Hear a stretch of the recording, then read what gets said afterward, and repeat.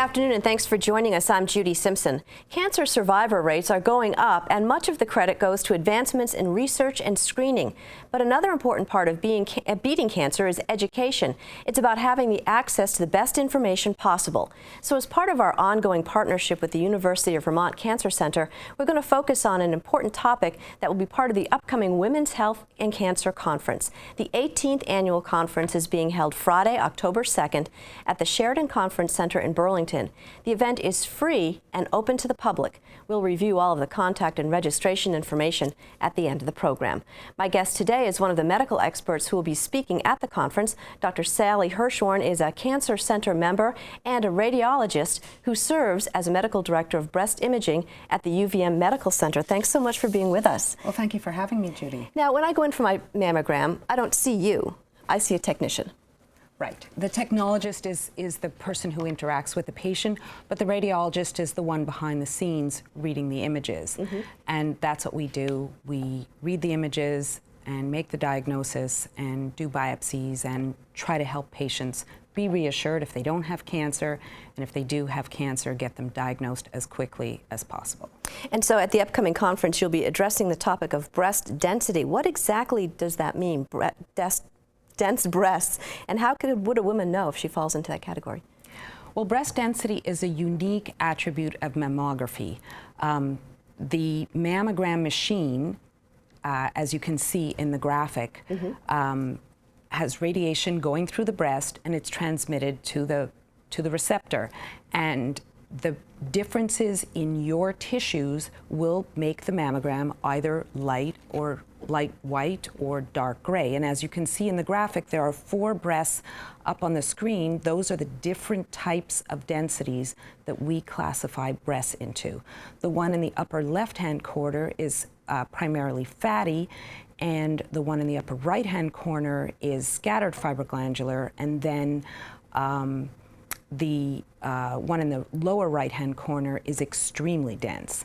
And those are, when they're very dense, the x-rays don't pass through it. When it's white, it's much more difficult for us to detect cancer on a mammogram. Because cancer on a mammogram looks white, is that right? Often it appears as a small white mass on a mammogram. And as you can see in this graphic, the upper left-hand set of mammograms, I think everybody can probably see that there is a large white mass up there in this patient who has cancer. If you look, and that patient is very fatty breasts, it's very easy to pick up that mass.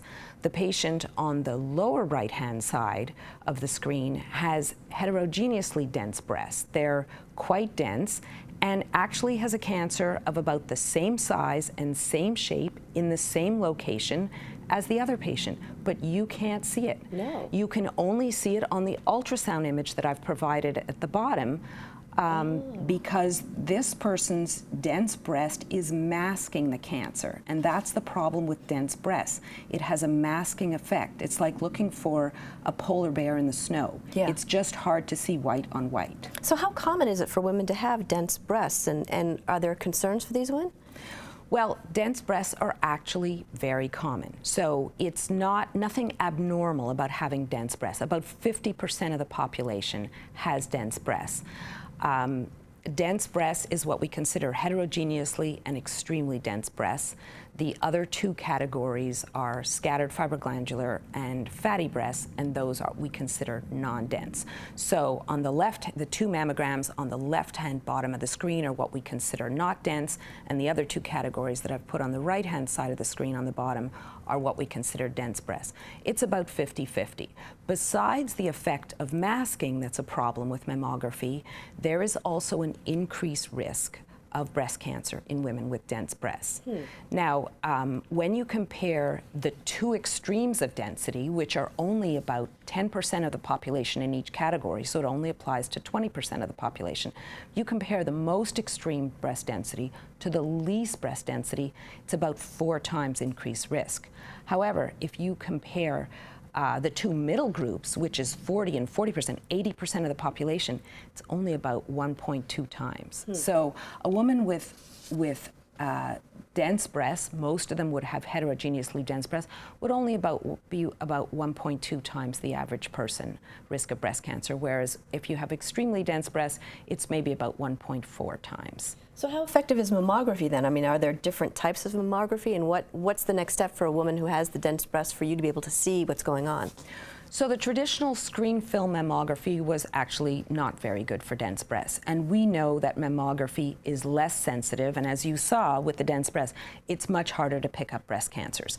Digital mammograms, which are now available virtually everywhere, are better at picking up cancers in dense breasts, and 3D mammograms, which we now have, are even better at picking up cancers in dense breasts. So a lot of the original research that showed poor sensitivity in dense breast had to do with the older style mammograms. Mm-hmm. Talk a little bit about the 3D imaging, because that's something that we were kind of ahead of the curve on. We were. 3D imaging, for me, is one of the greatest achievements in breast imaging to come through in a long time. Basically, everything that we have added to a traditional mammogram in breast imaging, while it may pick up more cancers, such as if you supplement mammography with ultrasound or with MRI, anything else that will pick up more cancers will also have more false positives. 3D imaging is the only technology that you can add that actually increases the detection of cancer and decreases the false positives. And that's why it's so exciting for us. So getting back to your question about what a woman can do to supplement the mammogram if the mammogram isn't as good. And it's clear to us that mammography doesn't perform as well in women with dense breasts as it does in women with non-dense breasts. So what can we do? Well, the best thing to do is look at your risk. So everybody, it should be a prompt to look at your risk. Have your doctor determine whether you're low risk or high risk based on your family history, your prior biopsies, any other information that you have.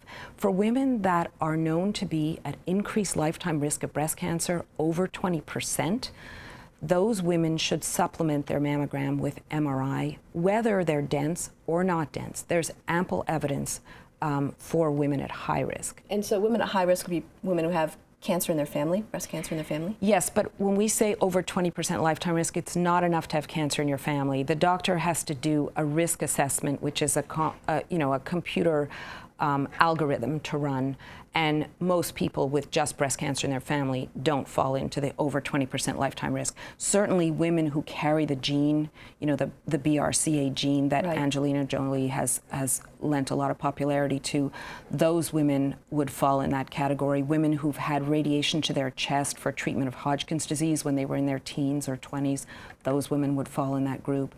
And many with a very strongly positive family history would fall in that group. I personally do. Mm-hmm. So I get my mammogram and my MRI every year. But for women who don't fall in that group, who are low risk and have dense breast, some people are recommending that you supplement with ultrasound, that we do ultrasound screening of both whole breasts. Now, there is evidence that ultrasound screening of both whole breasts will find more cancers. The problem is that it has a lot of false positives, many more. Why is that bad? False positives are bad because, people get scared. Yeah. It generates a lot of cost, biopsies, follow-ups. So we really want to minimize that as much as possible.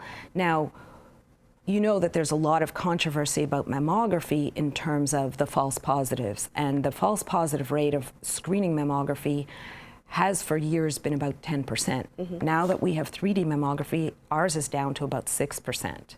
So we really have dropped the false positive rate, but if you supplement with ultrasound, it goes way, way up. And if you do a biopsy, most of those biopsies don't turn up to show cancer. And that's why there is no medical organization that's currently recommending that women supplement their screening even if they have dense breasts with ultrasound. But some women wish to do so, and if they wish to do so and they understand the implications, I think that's perfectly appropriate. Insurance doesn't pay for it much of the time. Mm-hmm.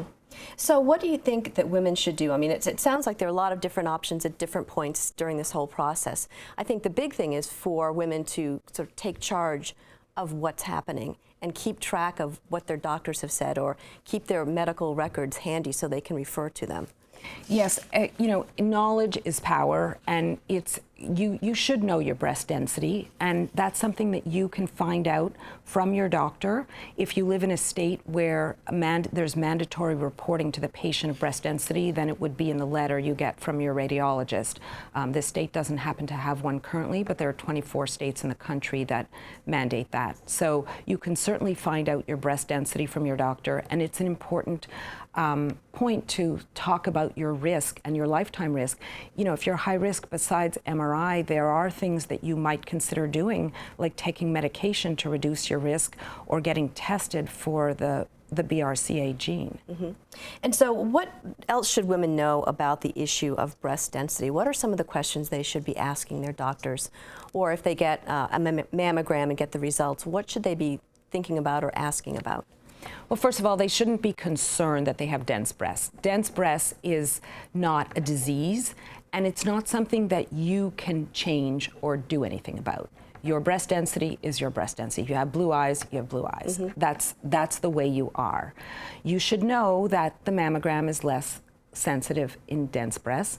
And everyone should know that if they feel a lump or feel something that concerns them, they should have it worked up, even if they've had a mammogram recently that was negative. And do women who have dense breasts often feel lumps? Is that part of the density, or is that? Some women who have dense breasts feel lumps, especially when they have cysts, but there are many women with dense breasts who have no cysts and who have no lumps and just have dense breasts. Mm-hmm.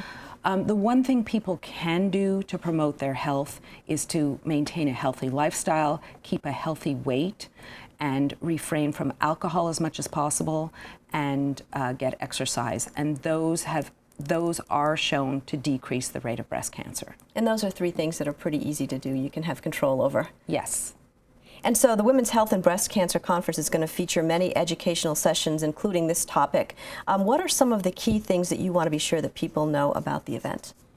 Well, it's free and it's open to the public. And there are educational sessions both for the public as well as for providers. In my talk, I'm going to be speaking both to the public and to providers, because a lot of providers don't know how to counsel patients about dense breasts. Mm-hmm. And we're going to be talking about all the alternatives there are. Mm-hmm.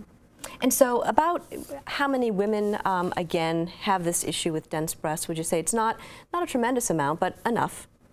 It's about 50% of the population. Yeah. So it's at least half of us. Mm-hmm. And so let's go talk a little bit about what women should do when it comes to mammography. At what age do you recommend a woman gets her first mammogram? We go by the American Cancer Society recommendations, which are for age 40, starting at age 40, get an annual mammogram as long as you're in good health. Mm-hmm. And then after that? Depending on what the results are of the mammogram. Obviously. Yeah, a normal mammogram, you would come back in a year. Mm-hmm. Obviously, if something's abnormal, we would bring you back, and we might do other views or an ultrasound or a biopsy if it's necessary. But that's a minority of patients who have that. Mm-hmm. And what is your biggest concern for women who, once again, get that false positive back from their mammogram and kind of panic a little bit because it is scary? You know, everybody panics. Our technologists are very good at communicating with patients. We try to let people know it's just a normal part of the process.